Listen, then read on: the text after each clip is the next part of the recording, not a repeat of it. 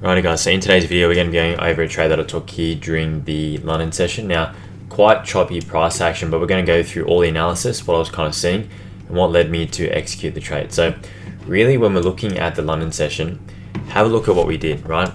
We actually stepped up in price for quite some time, right? Quite some time. So there was valid entries potentially to take longs from these imbalances here that you can see. And then technically along the way we did raid some internal liquidity and we pushed to the upside and pushed to the upside, pushed to the upside. But I don't really like this price action that much because we're chopping around.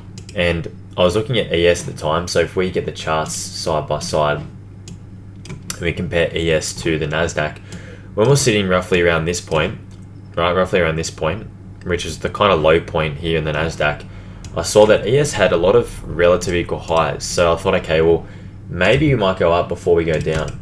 And we did do that. So we did actually move up on both pairs. ES, we swept these highs, but the NASDAQ actually swept the previous all-time high that was generated on Friday during the PM session. So ES has actually got massive bearish SMT here that at the moment is holding, because if you compare this high here from Friday and you compare ES in terms of this high here too, we didn't sweep that Friday's high. We didn't even come close to it. We just took out some of Asian session liquidity. That's all we did. We swept Asian session highs, swept some more liquidity here, and then sold off. So we had some massive bearish SMT there. But in general here, this is what I saw. We swept this high, right? We had a little bit of a reaction here, but then we started to accumulate. And for me, that just generated more buy side liquidity here, right? Then eventually what happened, the market pushed up during this kind of final macro for the silver bullet hour, and we swept this all-time high. Now, usually you wouldn't short at all-time highs, but the reaction was interesting. So after taking this liquidity, we actually swept that liquidity and immediately rejected the next candle. And the next candle after that created an inversion fair value gap. So I wasn't fully convinced yet for that trade. I wasn't fully convinced yet. It wasn't something that I'd probably turtle soup, only because in this case, we could have still wanted to push higher and push higher. And in the past, I've noticed when we create all-time highs, sometimes we just continue to the upside further. So I wanted to manage the risk here and be a bit mindful of that. Also ES, I was just keeping in mind what we've kind of done here. So for this trade, if you have a bit of a look, we'll talk through the analysis. I'll show you my executions as well. But once we swept this liquidity during the macro, again, I use macros in 3 different ways. In this case, I waited for the macro to do its thing and then I executed after. Could you have entered here from the inversion fair value gap? Yes. Why didn't I enter there? Because I didn't really know where I'd put my stop. Like, you could put it above this candle, but what if it just wants to wick up? You know what I mean? The market was quite volatile, so I didn't really trust that.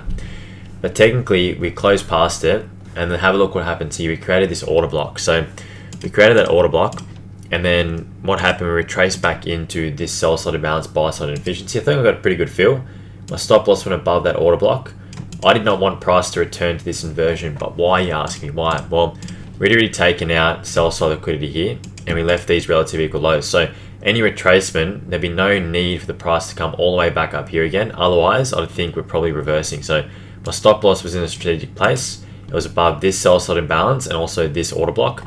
I had a clear draw on liquidity, which were these equal lows, but also this liquidity down here too. So I had clear draws on liquidity. And now what I'll show you guys is I'll show you the executions and just kind of how I executed the trade, how I managed the trade as well in terms of my stop loss too. Alrighty, so there you go. There's my execution. You can see that. And then here's my other execution down here. That's the buyback, the sell, and the buyback. So you can see that there. So roughly, the short position was roughly from about here. Stop loss was above that swing high. And I was only targeting like a 1 to 2 risk to reward. So you can see I got that on this candle here. Didn't really need to go any further. Did I anticipate it going further? Yes. But because of these conditions, I wanted to, secure the profits while they're there. And it was a full pull here, right? It was a full pull here. No partials in this case. We just went 1 to 2 risk to reward. This is what I call a low resistance liquidity run as well, right? Because we generated all this liquidity. See all these swing lows here? This is what I've kind of termed as trend line liquidity, especially for my Discord students. But this is all the trend line liquidity that you can see. So that is low resistance. How you know it's low resistance is how we trade through it right here. So as soon as I saw that reaction after taking out the all-time high, I thought, okay, this is quite interesting. We've driven up quite some time now. Plus there's more liquidity down here, mind you, and there's this swing low, which is your Asian session lows, which sits in the opening range gap. So any rally up could be suspect, but as soon as we swept that all-time high, and we reacted from there. That was the really like the final icing on the cake. And you see, especially here, have a look at this sell side imbalance. If I grab my Fibonacci and I grab just the halfway point or the consequent encroachment of this sell side imbalance, right? Have a bit of a look. Let me get rid of this and get rid of this. Look at how the bodies respect the halfway point. That was another price signature. So I entered right from here somewhere. You can see on this candle as we retrace back in, right? And you can see the next candle, that gave me some confidence to stay in the trade. Initially the stop loss was here. When we displaced lower like this, and then made this order block and displaced lower like this, then my stop loss was trailed to above this fair value gap, because there should be no need that we break past it again, considering we respected the halfway point. This actually became a breakaway gap. I haven't really talked about it for a while, but a breakaway gap just indicates extremely bearish price action. And then here's what you'd call almost like an institutional order flow entry drill, but notice how in this case here, all the bodies actually stay underneath the fair value gap. That just further indicates extremely bearish price action. And what I loved about this is that this return here, it left this low, this low, and this low, all relative equal lows. It came super close, right? Tricks people to think, you know, we're going higher, but then ultimately we continue to sell off, and quite a cruisy kind of trade there.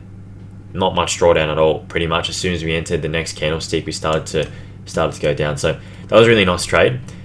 This obviously was liquidity to target, and you can use standard deviation projections too, which I did use to keep in mind maybe what price was going to do. So you can use this price leg if you want to. That's the last price leg that rated liquidity, being the all-time highs. Grab the bodies there, anchor that to the bodies, go for 2.5 and 2 standard deviations. And that there also lines up with this sell-side liquidity. So if you wanted that to be a point you target, you could do that. I went slightly above that, as you can see, going for a 1 to 2 risk to reward, but that's completely permissible. So anything that lines up with a 2 to 2.5 is nice, right? And then in terms of how far this projection could go, we can extend that projection and use a 3 and a 4 standard deviation projection and see what that lines up with. Now that lines up with this Asian sell side, which makes it feasible, right? So if you wanted to hold a run up, potentially you could do that. Maybe there's some accumulation expansion, but we'll see what happens with price here. Obviously the markets are still live, and we're currently sitting in a macro too. So this is kind of done just after I've taken this trade, just so it's fresh. And right now we're sitting in a macro from 450 to 510. So again, if there's going to be some kind of reversal to the upside, this is where it would happen. If not, this macro should deliver back to the downside and at least, you know, take out that sell side liquidity. So it's one of those things. This video a bit of a shorter one, but if you like these types of videos, let me know. Going through these types of trades, it was such a quick kind of entry, quick kind of exit here that I didn't get a chance to record that. But in the future, I will be doing more live execution videos. Today, not too much to cover in this segment here. So choppy, so choppy, and really hard to navigate in these markets, because, you know, you have bullish and bearish scenarios that are playing out here. This is like trendline liquidity on a larger time frame. So that's kind of what we targeted. Once we swept this high here, we're still super close to these two highs. So it kind of made sense that maybe we want to move a bit higher, and then you can see how we delivered in price. So just a quick little video going through the executions. This kind of illustrates the use of macros, how you can use those to enter after, and how potentially you can get close proximity entries. Like, these types of conditions aren't my favorite, but the reason I entered the trade there was because of this liquidity. If that wasn't there, it wouldn't have been an enterable trade for me, and I would have left that. And again, the stop loss is placed above certain PD rates that you don't want to be disrespected, but you've got to have that clear draw on liquidity. So again, if you've got any questions, feel free to leave in the comments below. But until next time, guys, I'll talk to you then.